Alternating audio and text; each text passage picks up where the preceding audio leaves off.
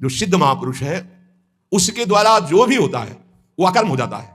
जैसे श्री भगवान सब कुछ करते हुए भी कभी बंधन को प्राप्त नहीं होते। भारी से भारी युद्ध कर रहे हैं, भारी से भारी व्यवहार में देखे गए, भारी से भारी प्रियता में देखे, कभी कुछ। जो निवृत्ति परायण सिद्ध महापुरुष है उसमें कभी कोई भोग लालसा नहीं होती। भोग लालसा रहित होकर जो भोग भोग रहे हैं दिखाई दे रहा है। जैसे दुर्वासा जी की कोई आशा नहीं, गोपियों ने सब उनको पकौड़ा खीर दुनिया की चीजें पका दी। बोले अब वापस कैसे जाएंगे? बोले आए कैसे यमुना जी? बोले भगवान ने कहा था मैं अखंड बाल ब्रह्मचारी हूं, अगर तो यमुना जी मार्ग दे दे, ऐसा कहना। तो मार्ग दे दिया। तो बोले कह देना दुर्वासा ने दूब रस के सिवा जबान में कुछ न रखा हो तो यमुना जी मार्ग दे दे। गोपियों ने कहा मनो खीर पुआ तो हम सबका पा गए, कह रहे हैं कि दूब के सिवा न रखा हो। इसका मतलब समझते हो? इच्छा रहित महापुरुष, अनिच्छित, उनकी कोई इच्छा नहीं। तो ऐसे इच्छा रहित महापुरुष के द्वारा संयोग वशात जो भी कार्य हो जाते हैं वो अकर्म बन जाते हैं। उनको कोई भी दंड या कोई भी पाप कर्म स्पर्श नहीं कर सकता।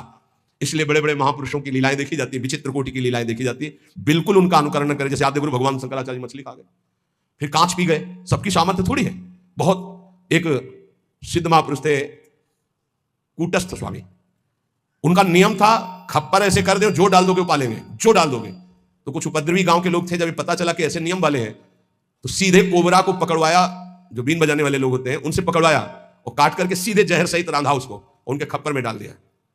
ब्रह्मार्पणम ब्रह्मवीर ब्रह्मग्नो ब्रह्मणाहुतम ब्रह्मयुति गंतव्यम ब्रह्म के समाधिना, तत्काल उसको अर्पित करके पूरा पा गए। ब्रह्मबोध संपन्न महापुरुष से। तो वहां के लोगों ने पूछा ये तो अभक्ष्य पदार्थ था। बोले तुम्हारी दृष्टि में, हमारी दृष्टि में भिक्षा थी।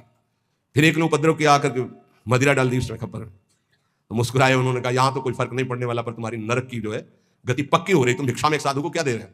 तो तत्काल खप्पर से लेकर के ढिका दे। सिद्ध महापुरुषों की। अब फिर उन्हीं की बात, एक दिन वो पेड़ के नीचे बैठे थे, किसी गांव में चोरी करने जा रहे थे चोर। उनसे पूछा कौन हो तुम?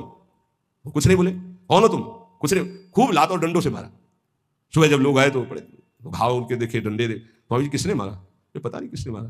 बोले आपको दुख नहीं है? बोले क्यों दुख है? खप्पर में जो आया सो खा लिया, सो शरीर में जो आया उसे भोग लिया।